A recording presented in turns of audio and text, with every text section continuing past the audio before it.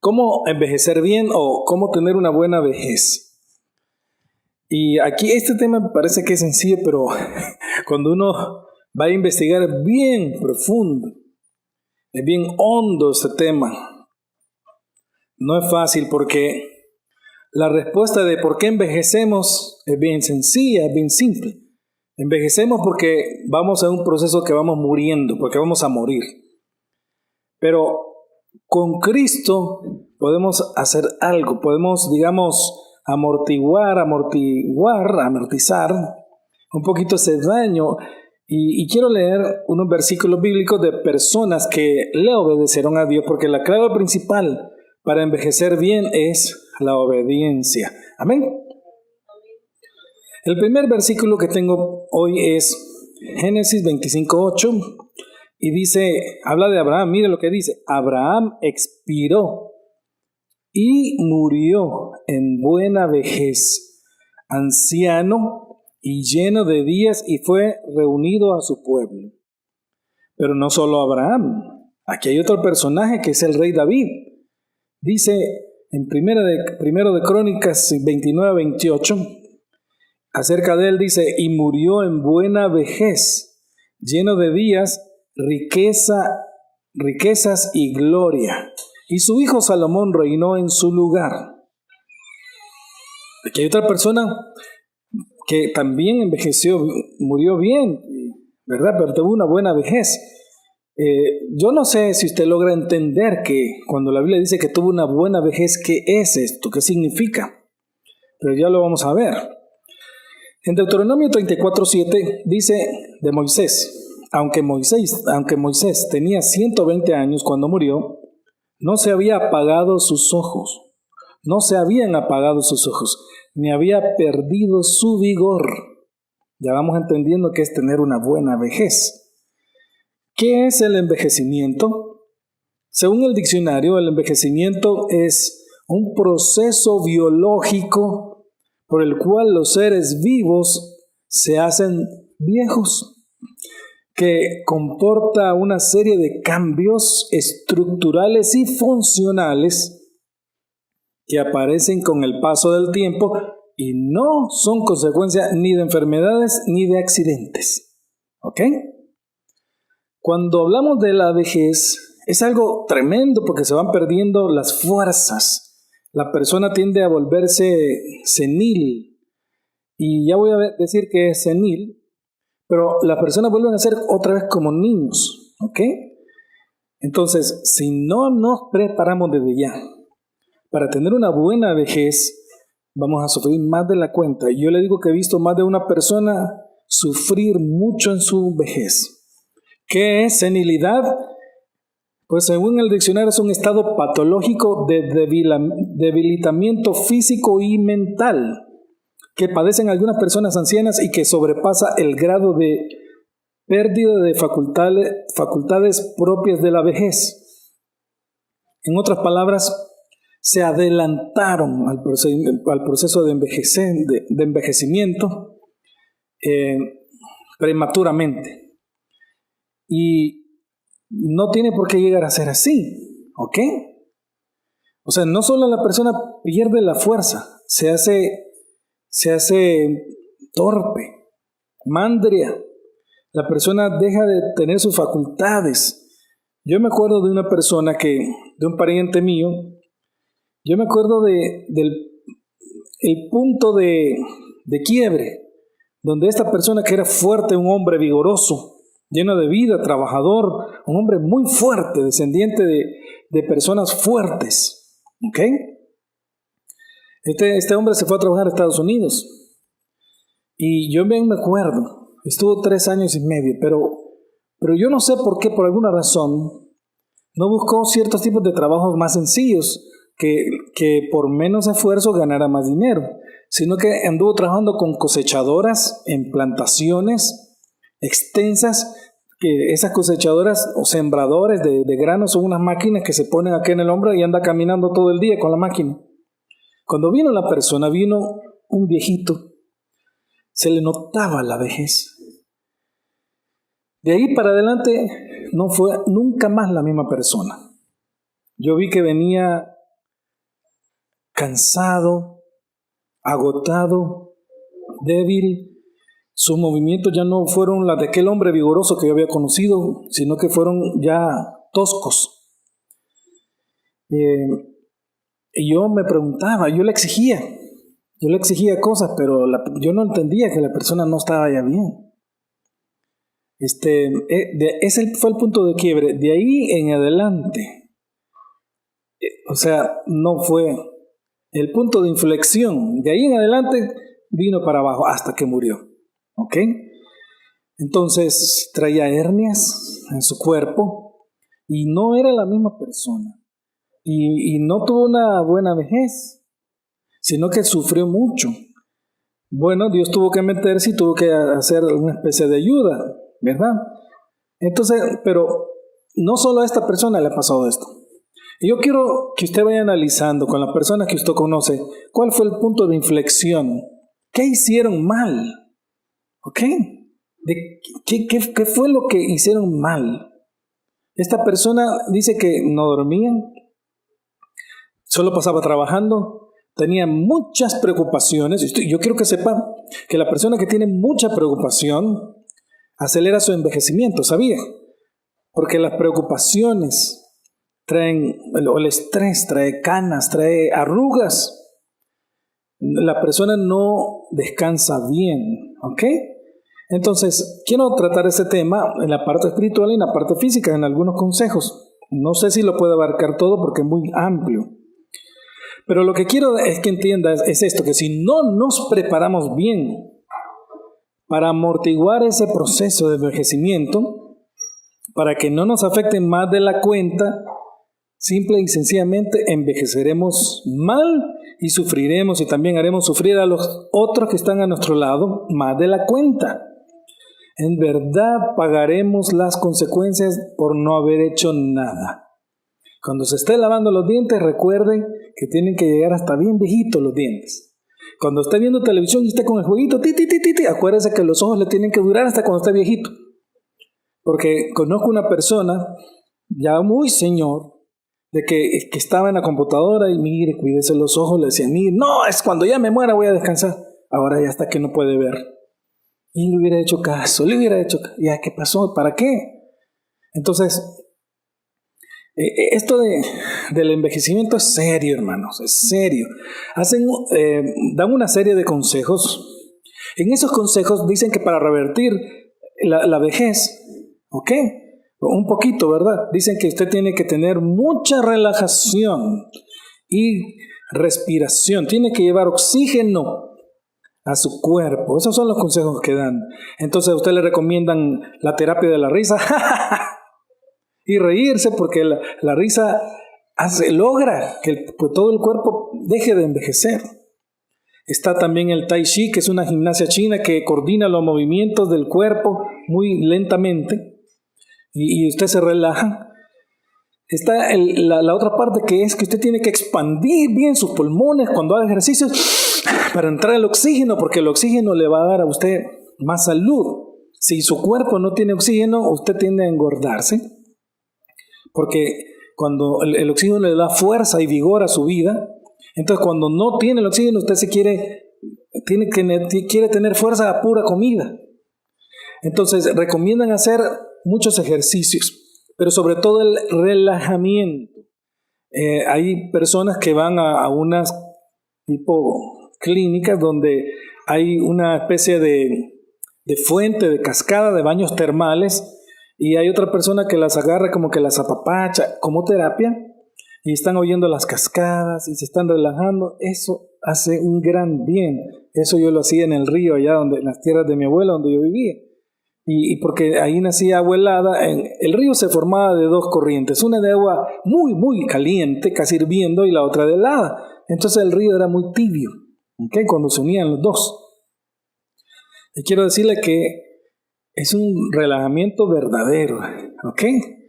Entonces también recomiendan volverse músico o cantante, tocar un instrumento, los tambores, tum, tocotón, tocotón, y ahí está, o una música, porque los músicos generalmente con la música logramos que eso se detenga un poco, ¿ok? Y así hay muchas cosas que usted puede hacer. La buena alimentación, el no tener sobrepeso es clave. El tener el organismo, el metabolismo controlado es clave. Porque llega una ocasión en que si ya no, o sea, ya hay daño y ya es para siempre. ¿Ok? Si usted no se cuidó y llegó a dañar su organismo, ya queda dañado para siempre. Ya es irreversible. Las personas que padecen la presión para siempre van a padecer de la presión. Los diabéticos para siempre van a ser diabéticos. Ya no pueden volver a decir, ya no soy diabético, no. Ya lo son. La diabetes, la presión empiezan a dañar los riñones, el corazón, otros órganos, la presión empieza a morir aceleradamente, provocado por otro factor, entre ellos la obesidad.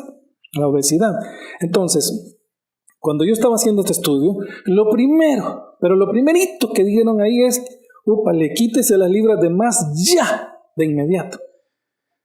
Agárrese en serio la vida y comience a hacer ejercicio, comience a meditar, a relajarse. La meditación es muy buena, pero bueno, vamos a ver a lo que dicen los científicos ahora. Ellos hicieron un estudio y han descubierto de que las personas que oran al Espíritu Santo, a Dios, a Jesucristo, son las personas que menos envejecen. Dicen que en el estudio ellos tenían controladas varias personas, oradoras.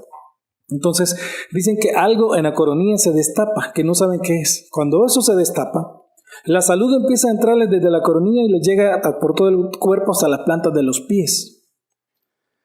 Y las personas comienzan a sanar de inmediato. Las personas lloran en la oración, se meten con Dios y eso que se abre en la coronilla que no saben qué es, empieza a producir sanidad en todo el cuerpo. Entonces las personas que oran son las más sanas del planeta. Ellos ahora recomiendan orar. ¿Ok?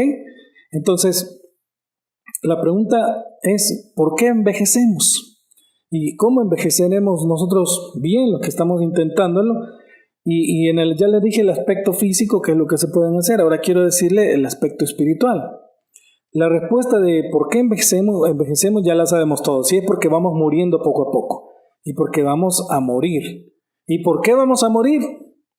Quiero leerle Salmo 14:1. Dice, solo los necios dicen en su corazón no hay Dios. Ellos son corruptos y sus acciones son malas. No hay ni uno solo que haga lo bueno. ¿Por qué le leo eso? Porque hay personas que hacen chiste de lo que la Biblia enseña y dice de la manzana. Sí, leía un dundo que dijo en internet el cuento, la fábula de la manzana y la culebra, y empieza a hacer una burla y él solo se ríe de algo que lo que le están diciendo es, sea como haya sido, es una verdad y usted envejece como lo puede corroborar, como prueba, como evidencia de lo que ahí están contando. Entonces él solo se fija en la fábula infantil, ¿verdad? Y que vino una serpiente hablante y que después aparece y hace una burla de eso. Pero dice la Biblia en su corazón que el necio en su corazón dice que no hay Dios, por eso no cree estas cosas. Y yo le voy a hablar de esto. Entonces morimos por el pecado original, que dio origen a un decreto de Dios. No es un chiste, no es una broma, es una realidad. Y aunque muchos se burlan de esta verdad y que les parezca cuento, la realidad es que vemos los efectos en nosotros los humanos. Todos envejecemos y todos morimos. Amén. Entonces, hermanos, la humanidad completa, entera, fue puesta bajo el decreto de Dios, que fue condenada a morir por el pecado de desobediencia del primer hombre, que vino a ser cabeza federal o nuestro representante, cabeza federativa, que nos transmitió genéticamente ese pecado. Y no solo pasó eso, sino que ese pecado nos separó con Dios y nos puso bajo condenación. Entonces vea usted cómo es de terrible esto. El pecado de Adán le afectó de verdad a usted y a mí. Nos trajo la muerte, nos trajo que seamos pecadores, nos separó con Dios, nos trajo la condenación de estar separados con Dios en la tierra y nos llevó al infierno. Pero si nosotros no hemos hecho nada, sí, pero ahí pagan justos por pecadores, porque Dios aplicó la ley a todos. El decreto fue, toda la humanidad hoy está bajo condenación, todos van a ir al infierno. Sí, ese es el decreto. Todos van a morir, todos van a envejecer. A todos les voy a pedir cuentas de sus actos.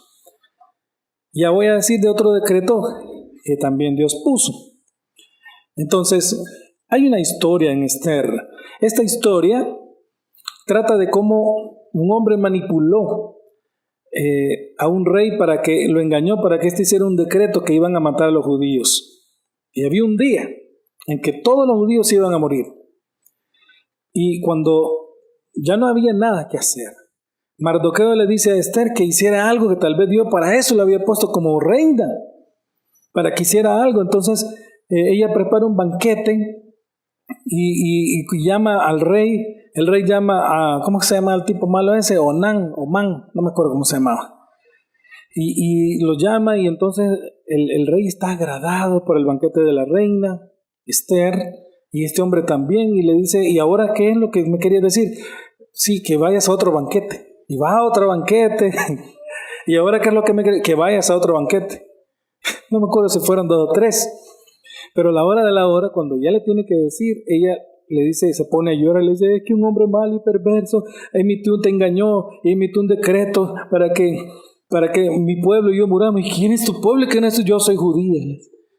Y ese hombre malo es este que está aquí. Y ha preparado una horca para Mardoqueo, mi tío.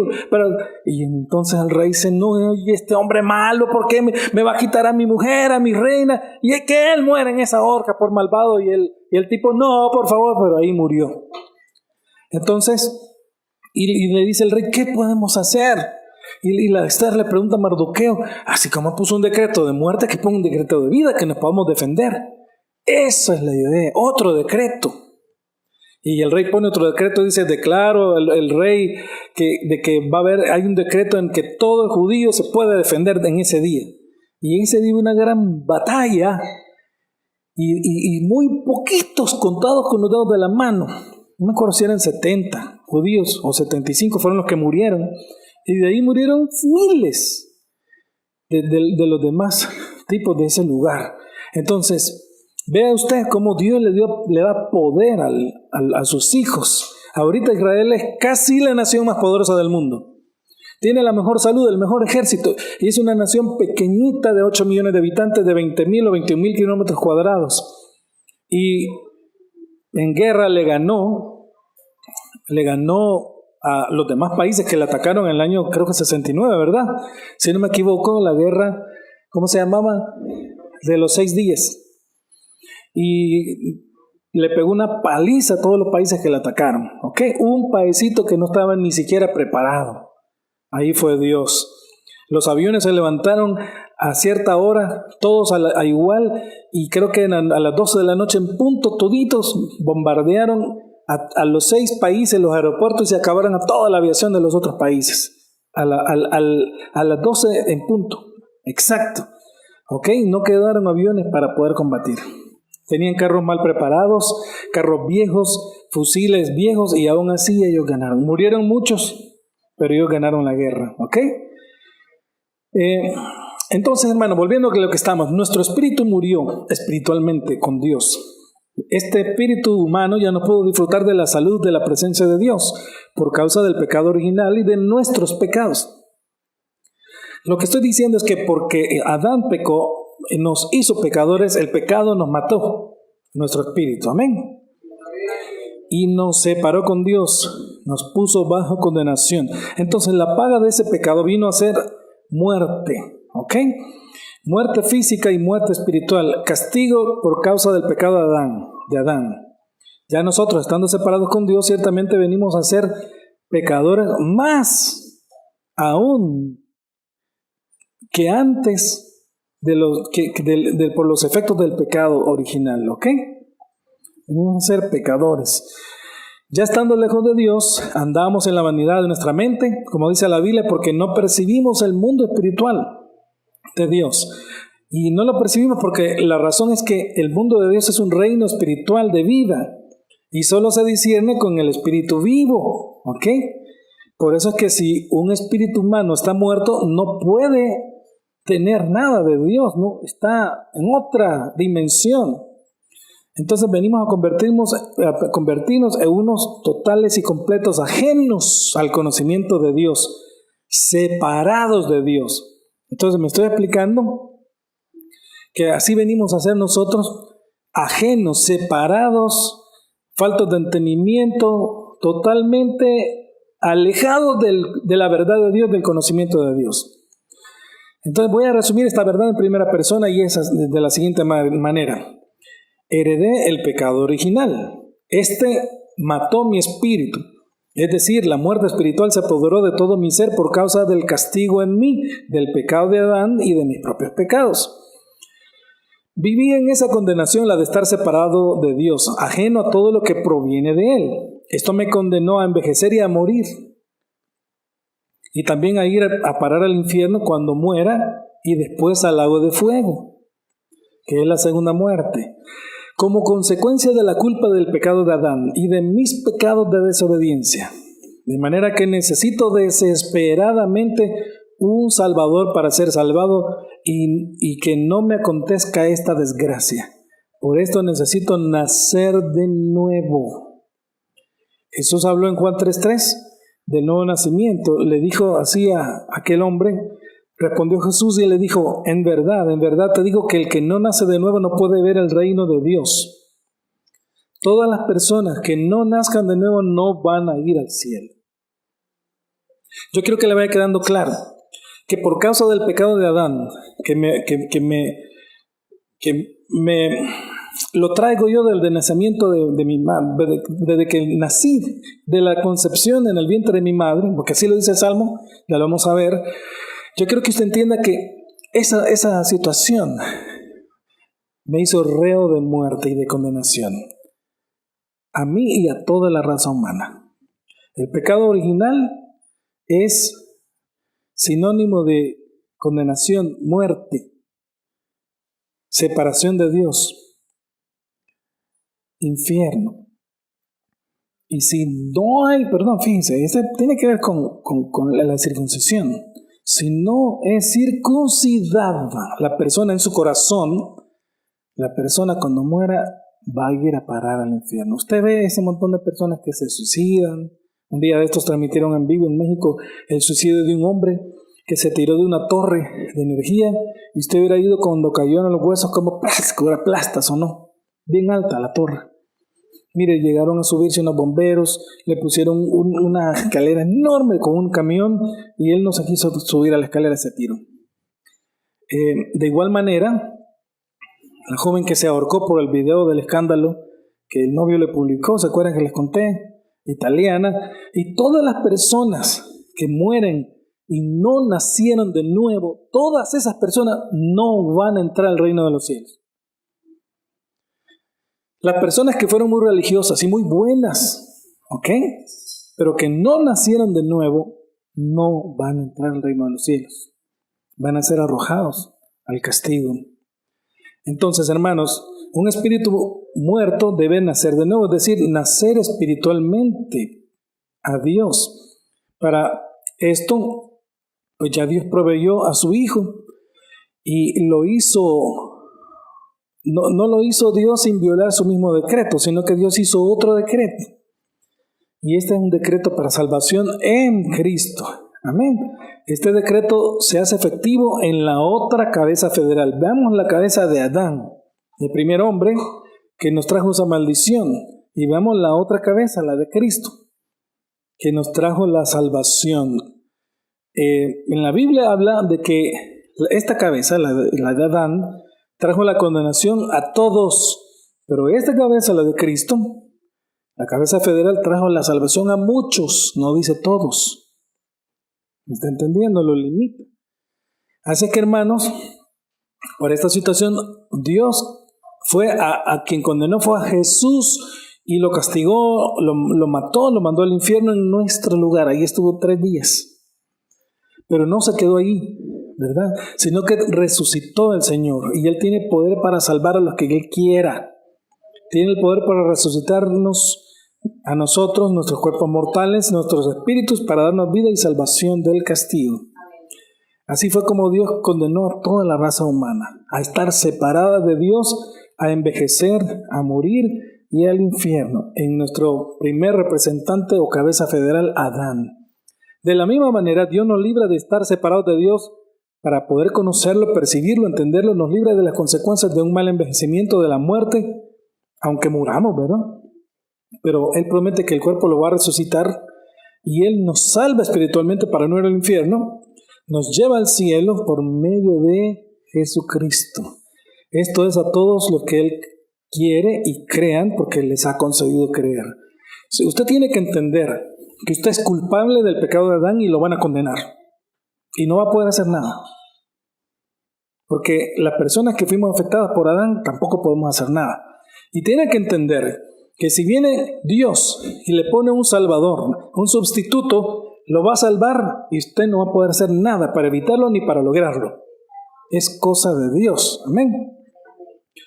Entonces, hermanos, fíjense que así fue como Dios condenó a Adán y así como condenó a toda la raza, así también Dios salvará a todas las personas, que el Padre tenga misericordia a todos los que Él eligió.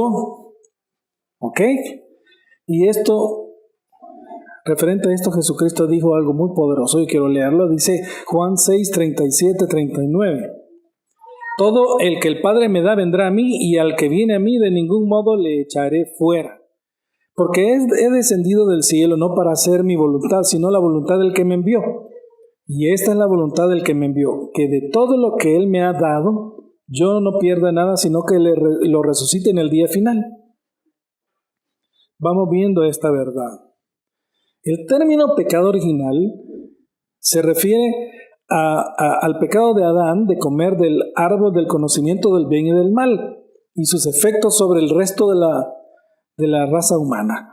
A partir de entonces, particularmente sus efectos en nuestra naturaleza y nuestra situación ante Dios, aún antes de que nosotros tengamos la edad suficiente para cometer nuestros mismos pecados, nuestros propios pecados. Amén.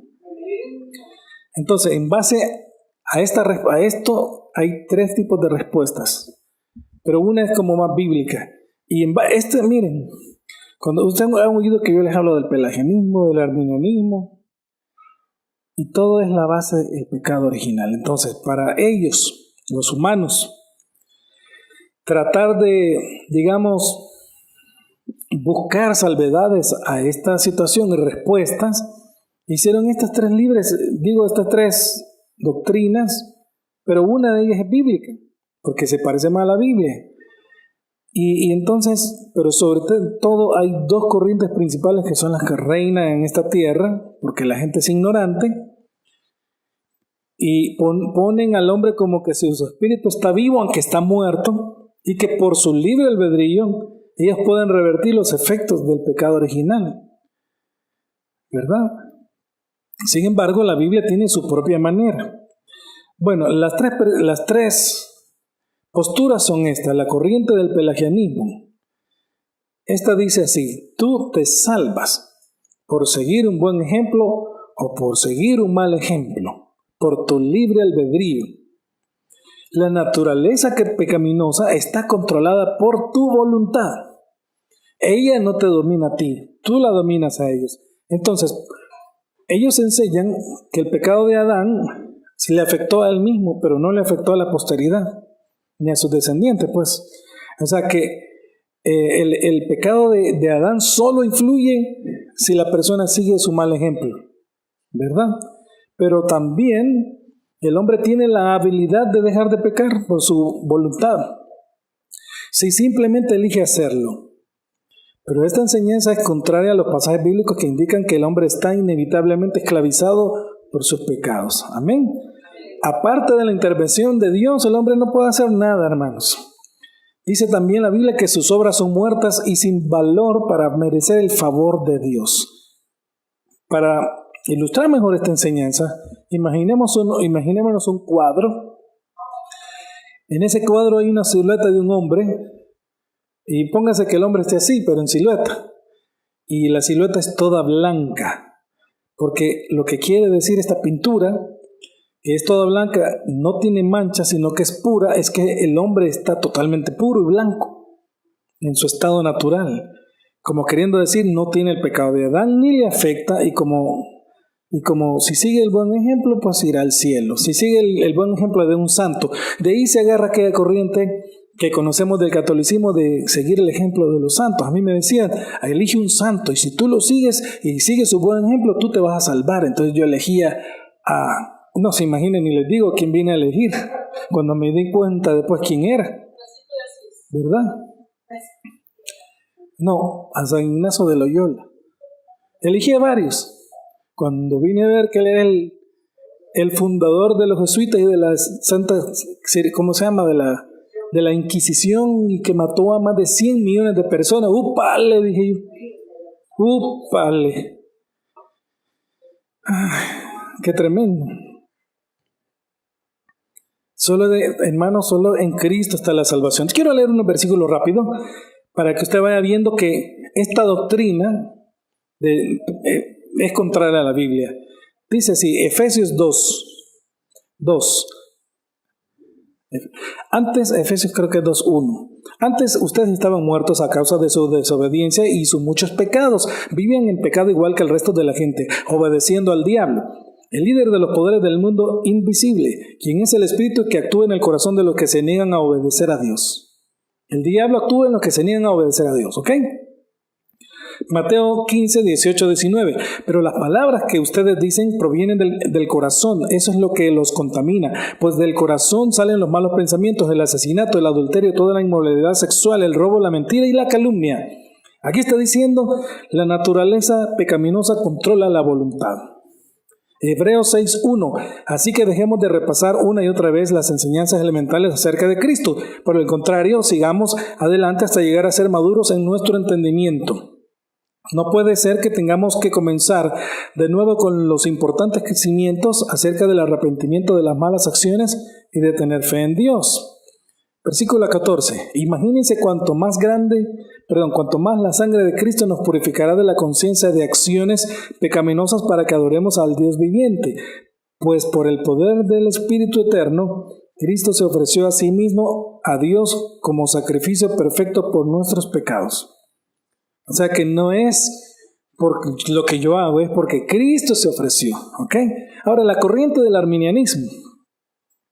Esta corriente está tan metida en la mente de las personas.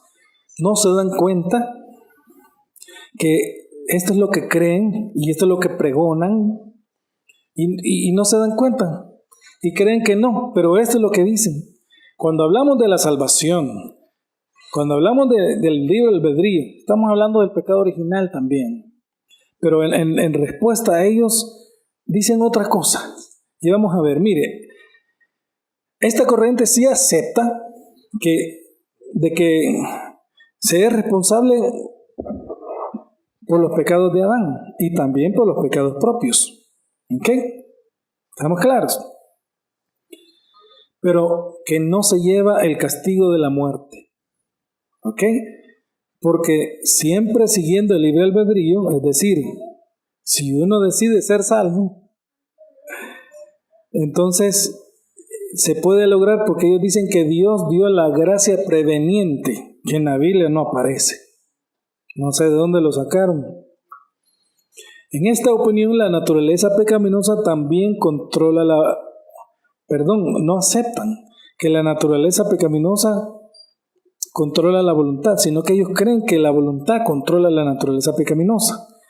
Los arminianos creen que el pecado de Adán tuvo como resultado que el resto de la humanidad heredara la propensión a pecar.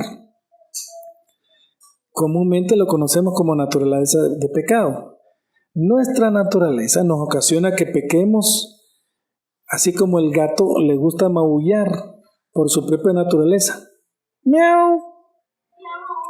Sucede naturalmente, ¿ok? De acuerdo en esa perspectiva, el hombre no puede dejar de pecar por sí mismo.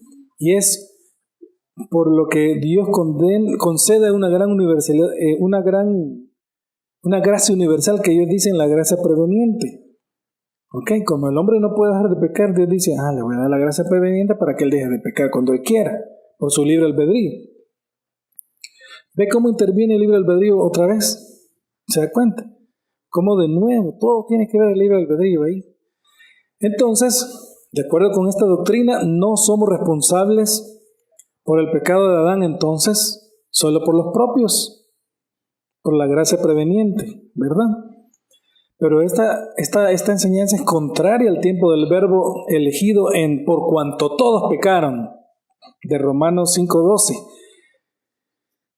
Están destituidos de la gloria de Dios, ¿verdad? De igual manera, esta doctrina ignora el hecho de que todos llevan el castigo por el pecado, la muerte. No tienen una explicación de por qué morimos, aunque no hayan pecado de la manera similar que Adán. Entonces, como les digo, en la Biblia no se encuentra la palabra gracia preventiva.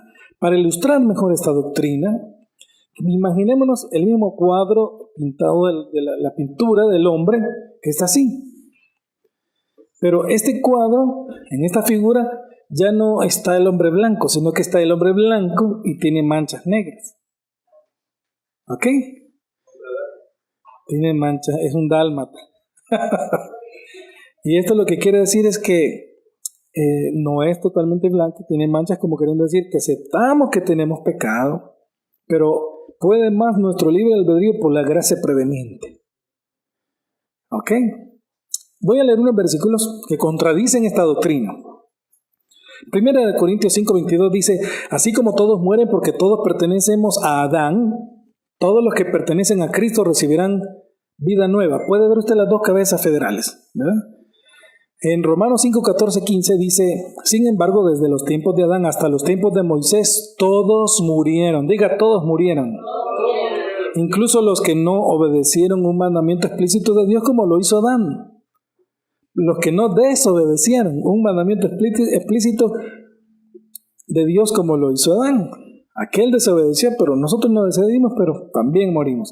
Adán es un símbolo de una representación de Cristo, cabeza federal, quien aún tenía que venir. Pero hay una gran diferencia entre el pecado de Adán y el regalo del favor inmerecido de Dios, pues el pecado de un solo hombre Adán, trajo muerte a muchos, pero aún más grande es la gracia maravillosa de Dios y el regalo de su perdón para muchos por medio de otro hombre, Jesucristo. Ahí está diciendo, este hombre nos condenó a todos, este hombre nos salva. Aquí nosotros no podemos hacer nada, aquí tampoco. Sí, es cosa de Dios. Entonces nos concede el creer. Hay otro versículo, Romanos 15:18, dice así. Así es, un solo pecado de Adán trae condenación para todos, pero un solo acto de justicia de Cristo trae una relación correcta con Dios y vida nueva para todos. Volvemos a ver que la Biblia está diciendo, aquí, en un solo pecado nos condenó a todo el mundo. Millones, quiero ver cuántos millones de personas hay ahorita. 6.800 millones de personas dicen, no, que creo que son más. Pero un solo acto de justicia de Cristo, fíjese, nos puso una relación correcta con Dios y nos dio vida nueva a todos. ¿Quiénes son todos? Todos los que el Padre le diere. ¿Ok? La tercera corriente es la doctrina reformada, también llamada calvinismo. Esta es más acertada con las Escrituras. ¿Ok? Fíjese bien la diferencia. En esta postura, el pecado de Adán ha ocasionado no solo que poseamos una naturaleza de pecado, sino que nos ha causado que seamos culpables delante de Dios, por lo que somos merecedores del castigo, habiendo sido concebidos con el pecado original sobre nosotros. El rey David dijo en Salmo 51:5, pues soy pecador de nacimiento. Así es, desde el momento en que me concibió mi madre. Por eso pecamos, porque tenemos la naturaleza pecadora. Y usted dice, no, yo no quiero pecar, pero sí peca y hago lo que no quiero. Y aunque no quiero, eso es lo que hago. Peco porque soy pecador de nacimiento. Me heredaron esa naturaleza. Amén. Esto ocasionó que nuestra herencia incluya una naturaleza de pecado que es tan perversa como Jeremías dice en Jeremías 17:9. Dice, habla del corazón humano, dice, engañoso es el corazón más que todas las cosas y perverso. ¿Quién lo conocerá? Y no solo Adán fue hallado culpable, hermanos, porque pecó, sino que su culpa, su castigo, o sea, la muerte, también vino a alcanzarlos a todos nosotros. Nos alcanzó. Romanos 5:12 dice, cuando Adán pecó, el pecado entró en el mundo. ¿Oyó? Entonces, si entró el pecado, entró la muerte. Una persona me dice, hermano, ¿quiere decir que si Adán no hubiera pecado, estuvieran vivos ellos? Sí, estuvieran vivos. Ahorita estuviera vivo Adán. Vamos a ver al abuelo Adán, sí, ahí. A la abuela Eva, sí, ahí estuvieran. Entonces, dice Romanos 5:12, cuando Adán pecó, el pecado entró en el mundo. El pecado de Adán introdujo la muerte, de modo que la muerte se extendió a todos, porque todos pecaron. Dice Romanos 5:19. Por uno solo que desobedeció a Dios, muchos pasaron a ser pecadores, pero por uno solo que obedeció a Dios, muchos serán declarados justos. ¿Estamos viendo? Entonces, hermanos, fíjense que cuando nosotros entendemos que somos culpables sin haber hecho nada, estamos en la posición correcta, porque ya no pensamos que somos inocentes. Yo antes pensaba que era inocente. No, si yo no he hecho nada, si yo qué tengo que ver con el pecado de Adán. Pero resulta que cuando entendemos que por causa del pecado de Adán yo también soy pecador y por mis pecados también vine a condenación y soy culpable de todo lo que ya le dije y del castigo. Entonces estoy entendiendo inmediatamente, entonces necesito un Salvador. Entonces quiere decir que si mi cuerpo, si mi espíritu no es salvo, quiere decir que voy a ir para el infierno. Y es inevitable. Y esta es la parte que no predican ahora. Por las otras dos corrientes de doctrina que le dije, el arminianismo y el pelagianismo. Allá lo ponen suave. Usted va a ver la religión tradicional, lo suaviza, todo bien suavecito. Pero en la Biblia, este es un golpe. Tú eres culpable. ¿De qué? Del pecado de Adán y de los tuyos. Entonces vas a ir al infierno. Vas a morir. Estás separado de Dios. No, yo no quiero estar así. Yo quiero un Salvador. Yo quiero que me salve. Yo quiero que Dios tenga misericordia de mí. Por eso Dios dice, tendré misericordia de quien yo quiera. Entonces, vea usted cómo esto es bien importante de entender, de creer. No solo para alcanzar la salvación, sino para tener, bueno, como estamos hablando de una buena vejez, como la tuvieron Abraham, David, Moisés. Ellos tuvieron una buena vejez. Qué bonito ver a un viejito que es alegre, que es feliz, y está ya viejo pues, pero es una persona alegre, no está amargado, tiene una buena vejez, tiene buena salud, tiene una buena comunicación con Dios. Tener una buena vejez en la Biblia es sinónimo de tener comunicación con Dios. Una persona que tiene una, entre comillas, buena vejez, porque es saludable, pero no tiene una comunicación con Dios, no tiene una buena vejez bíblicamente hablando, porque no está en la salud perfecta. Pero si una persona es enferma por la vejez, por el proceso biológico que le dije, y tiene a Dios, la persona tiende a ir sanando, y aunque Dios no le quite algunas cosas por prueba, pero la persona tiene una buena vejez porque vuelve a tener paz, amor, consuelo, todo esto lo vuelve a tener. Entonces, hermanos, por cuanto Adán, como nuestro representante, cuando pecó, todos fuimos encontrados igualmente culpables. Así cuando Cristo murió, resucitó, todos los que Dios quiere, porque la salvación no proviene de nuestro libre albedrío. Yo no puedo decir voy a ser salvo. Mire, hay algo que me gusta a mí mucho, fíjese, aquí en la Biblia, Jesús habló del viento como del Espíritu Santo. Quiero leerlo. Y quiero hacer una analogía. Juan 3:8 dice, el viento sopla de donde quiere y oye su sonido, mas ni sabe de dónde viene ni a dónde va. Así es todo aquel que ha nacido del Espíritu. Y en la otra versión, en la NTV, dice así, el viento sopla hacia donde quiere. De la misma manera que oyes el viento, pero no sabes de dónde viene ni a dónde va, tampoco puedes explicar cómo las personas nacen del Espíritu Santo. En esta analogía, Jesús hace una comparación, ¿verdad?, de cómo es el caso de la persona que nace de nuevo, es decir, de la que nace espiritualmente con el Espíritu de Dios, y señala, el viento no obedece a ningún ser humano, ¿sí o no? ¿Ok? Sino que el viento sopla donde él quiere. La persona no puede ver el viento tampoco, pero sí lo puede escuchar. Pero como Jesús señala que a la audiencia de su época, sin instrumentos tecnológicos, él dice, la persona no tiene dominio sobre el viento. No puede programar su soplo. No sabe a qué hora llega el viento, en qué lugar y a qué hora tendrá su origen. También no puede programar que el viento llegue a una hora específica.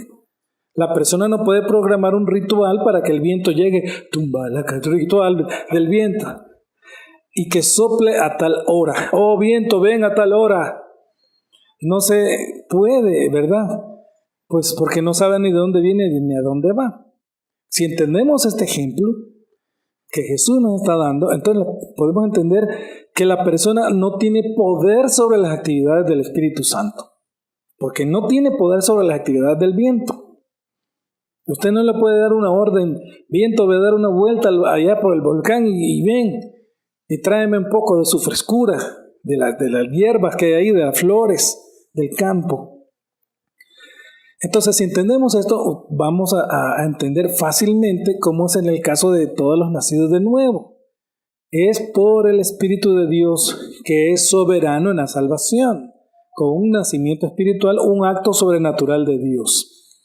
Como Jesús dice, así como en el caso del viento, no se le puede programar para que sople, el viento viene de donde quiere y la persona no tiene poder sobre el viento. Así es el caso de las personas que nacen de nuevo. El ser humano no puede programar que otra persona nazca de nuevo, ¿ok? Ni nacer es un ritual para que otra persona sea nacida de nuevo, porque no es algo que le corresponde al hombre, sino al viento, al Espíritu Santo de Dios. Amén.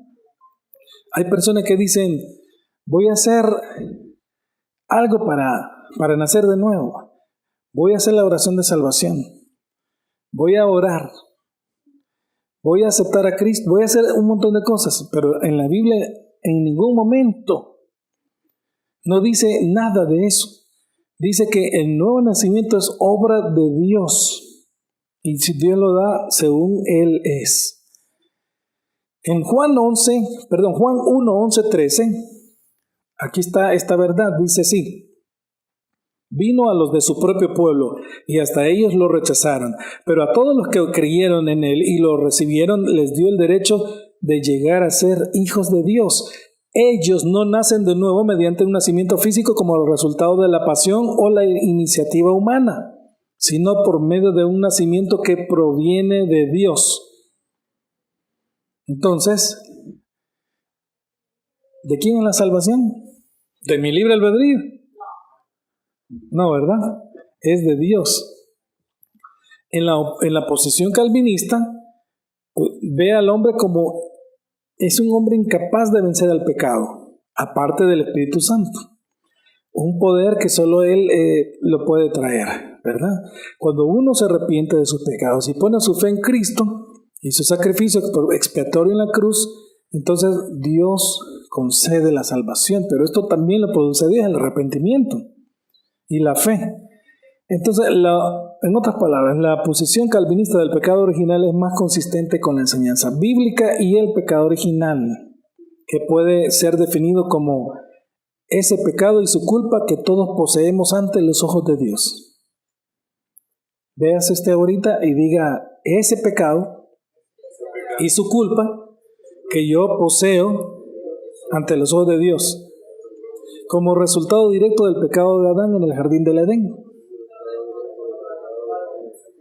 Ese pecado en Cristo me ha sido quitado. Si he creído, si he nacido de nuevo, ya circuncidado. Si no ha nacido de nuevo, está frito, va para el infierno. Hay de pedir misericordia. Para ilustrar mejor esta doctrina, vamos a imaginarnos este cuadro otra vez, y está el hombre. En la parte reformada o calvinista, le dicen calvinista, pero es el consejo bíblico sacado de la Biblia. que lo creían los antiguos, San Agustín, Ambrosio, Anastasio, Aquino, hasta llegar a los apóstoles, hasta llegar a la Biblia. Ahí está todo. Es algo de la Biblia. Entonces vamos a ver el cuadro y está la persona, pero esta vez está totalmente negra, oscura, en tinieblas. Como queriendo decir, el hombre está totalmente muerto. Su espíritu está muerto, está frito, va para el infierno, no puede hacer nada. Si no es porque Dios tiene misericordia del hombre, el hombre va a perder, va a condenación. Si Dios toca a la persona, a la vida y la salva, entonces Dios le vuelve el espíritu blanco. Pero Dios, Él no se lo puede volver blanco. Cuando nosotros nacimos de nuevo, Dios nos hizo una limpieza, nos quitó totalmente la mugre, la suciedad, los pecados los arrojó al fondo del mar, nos puso una vestidura blanca, que es la de Cristo, nos cubrió con su manto, y entonces nosotros estamos en una posición de santidad con Dios, que es muy diferente a pensar como piensa la iglesia normal, evangélica, que usted se consigue todo eso porque usted es el que lo logra. Yo he oído personas, porque yo oré. Y incluso he oído personas que han nacido de nuevo que como no entienden las cosas, dicen, lo que pasa es que yo soy el que oro. ¿Ok? Una vez llegó un hombre a predicar y dijo, yo bautizo con el Espíritu Santo cuando impongo las manos en la persona. Oiga, como que en él está el poder. Yo no veo que nadie haya nacido por la imposición de manos haya nacido de nuevo. Esto es algo que Dios lo da. Yo no sé cómo le dio a usted, pero usted tiene que ubicar ese momento. Yo lo ubico cuando iba en una ambulancia en México a traer unos heridos y algo me cubrió, algo me pasó. Que yo mi vida era triste, era gris, y yo empecé a ver la vida de colores y empecé a llorar por amor a las personas, por amor a los heridos, por amor a Dios, y empecé a llorar por dolor de mis pecados. Y entonces llegó un momento en que yo no podía parar, me sentí limpio, libre, y empecé a tener fe. Llegó un momento en que paramos en la frontera con Guatemala, y entonces les di de comer, pero con un gran amor. Yo les servía, y con las lágrimas en los ojos yo sentía que le estaba sirviendo a Cristo. Yo ubico ese momento. Ahí yo sentí que algo me cubrió y no volví a ser igual. La vida la miraba alegre, de colores, y entonces empecé a luchar de una manera en que antes no. Cuando me encontré con mis amigos, me dijeron, ¿qué te pasó? ¿Quién te arruinó? Ya no vas a contar chistes graciosos. No, yo no contaba chistes léperos, pero algunos que otros sí. Ya no nos vas a contar el chiste del peche, me dijeron. Y entonces, ¿qué le ha pasado? Y le decían a Rolly, ¿qué le pasó y qué le hicieron? Era un hombre callado. Yo tenía una paz. Yo no tenía que andar buscando la aprobación de nadie. ¿Ok? Entonces, hermanos, yo quiero que usted se lleve en su corazón que usted, si quiere tener una buena vejez, comience a obedecer a Dios de verdad. Dice Primero de Reyes 3:14, si andas en mis caminos, guardando mis estatutos y mis mandamientos, como tu padre David anduvo, entonces yo prolongaré tus días. ¿Estamos viendo? Qué importante, qué interesante. Hermanos, más vale que empecemos a orar si no hemos nacido de nuevo para pedirle misericordia a Dios.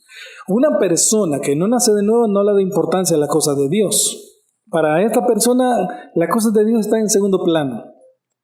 No le importa si hay que servir, no le importa si hay que cumplir. Y cuando la persona ha nacido de nuevo, su tesoro es Dios. Jesús dijo, donde está tu tesoro, ahí está tu corazón. Dios busca personas con compromiso. Y si las personas no se comprometen con Dios, Dios va a buscar otras personas que le sirvan de verdad, de corazón, con entrega, con amor. Eres culpable de no servirle a Dios correctamente. Entonces, tienes que ir a hablar con Dios, tienes que ir a arreglar con Dios. Si hay algo que Dios te ha dejado hacer y no lo estás haciendo bien. ¿Ok? Si no le estamos enseñando a nuestros hijos el camino de Cristo, la palabra de Dios, somos responsables de todo eso. Entonces, hermanos, si obedeces a tu madre y la honras, a tu padre y a tu madre, la Biblia dice que Dios dará largos días. Yo no quiero que los que estemos aquí nos estén diciendo ese viejo loco, esa viejita chiflada, si ya se le soban las carretas. Porque cuando una persona llega a ser senil, olvida las cosas. Cuando una persona llega a ser senil o llega a la vejez, digamos, voy a quitar senil, borrémoslo, la maldad se le pronuncia o se le quita. Hay personas que con la edad se vuelven buenas. Bueno, yo tenía una pariente que cuando llegó el pastor, ¿verdad? Que era una abuelita mía, llegó el pastor allá por 1983, 84, a predicarle porque ella estaba enferma. Y ella muy buena, tan buena, le digo, mamita linda, usted es buena, ¿verdad? Sí. Bueno, usted cometió muchos pecados en su juventud, tiene que arrepentirse si no va a ir al infierno. Aunque ahorita sea buena, porque ya estaba bien anciana, que era buena, tenía pecados y tenía que arrepentirse, tenía que aceptar al Señor. ¿Ok? Probablemente ella ya no se ha acordado del pecado. Hay otras personas que no. Cuando se vuelven mayores, la maldad se les asenta y andan viendo a quién fregan y quien se deja fregar lo van a fregar.